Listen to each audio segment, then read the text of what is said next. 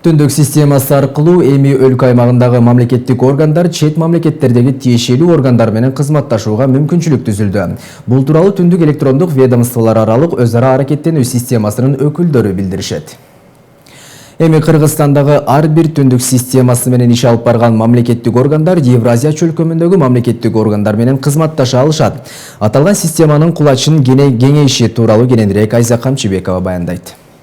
Түндүк системасы учурда бардык мамлекеттик органдарда колдонулуп жатат. Ал эми Кыргызстан ЕЭПтин мүчөсү болгондуктан ага кирген мамлекеттер менен дагы маалымат алмашууга дилгир. Түндүк электрондук ведомстволор аралык өз ара аракеттенүү системасынын кызматкерлери өлкөлөр ортосундагы маалыматтык система менен түндүктү бириктирди. Эми Кыргызстандагы ар бир түндүк системасы менен иш алып барган мамлекеттик органдар ЕЭПке мүчө өлкөлөрдүн мамлекеттик органдары менен кызматташа алышат. Эми биздин ошо мамлекеттик органдар, ошол эле бажы кызматы, салык кызматы жана башка мамлекеттик органдар биздин ошо уюмдун ичиндеги башка мамлекеттердин органдары менен маалымат алмашып алат. Ошол эле Россия Федерациясынын салык кызматы менен же Казакстандын бажы кызматы менен болобу, ошо дароо эле моменталдык автоматташтырылган түрдө маалымат алат дагы, маалымат дагы бере алат.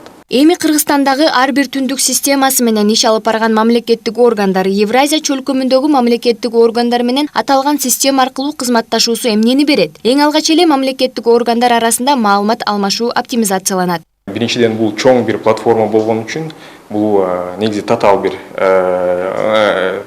процесс да. Ошону биз өзүбүздүн кыргызстандык адистер менен иштеп чыгып, ошол успешный деген Евразиядан заключение алдык, интеграцияны. Бул биздин өзүбүздүн мындай продукт деп эсептесек болот да. 14 августта чоң бир тестирование өткөздүк, нагрузочный тестирование деп коет.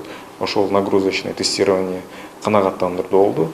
Анан биз ошо ЕЭПтен кат алдык, ошо тестирование жакшы өттү. Бүгүнкү күндө башка өлкөлөр менен болгон документтерди электрондук түрдө алмаштыруу платформасы даяр. Эми кайсыл бир мамлекеттик орган башка мамлекеттин тиешелүү кызматы менен кызматташууну кааласа, бардык мүмкүнчүлүктөр бар. Бул жөн гана маалымат алмашуу процесси эмес, убакыт үнөмдөө менен тез маалымат алуу болуп эсептелинет. Вообще Союз ЕС создавался Баарыбызга белгилүү болгондой, Евразия экономикалык биримдиги ага мүчө мамлекеттер арасында тоскоолдуксуз товар алмашуу жана башка кызматташуу үчүн түзүлгөн. Мына эми дагы бир сүйүнүчтүү кабар катары бул биримдикке мүчө өлкөлөр арасында маалымат алмашууну айтсак болот. Түндүк системанын кириши жөн гана өлкө аймагындагы мамлекеттик органдарга гана ыңгайлуу шарттарды түзүү эмес, чет мамлекеттер менен кызматташууну жакшыртууга дагы бир мүмкүнчүлүк болду десек жаңылышпайбыз. Это так называемые общие процессы.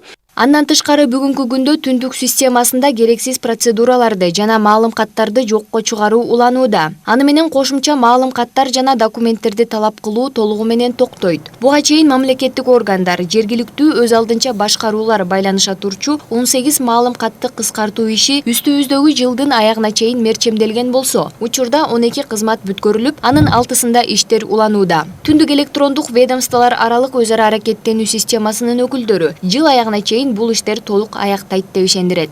Айза Камчыбекова, Бактыбек Маматсаев, Пирамида.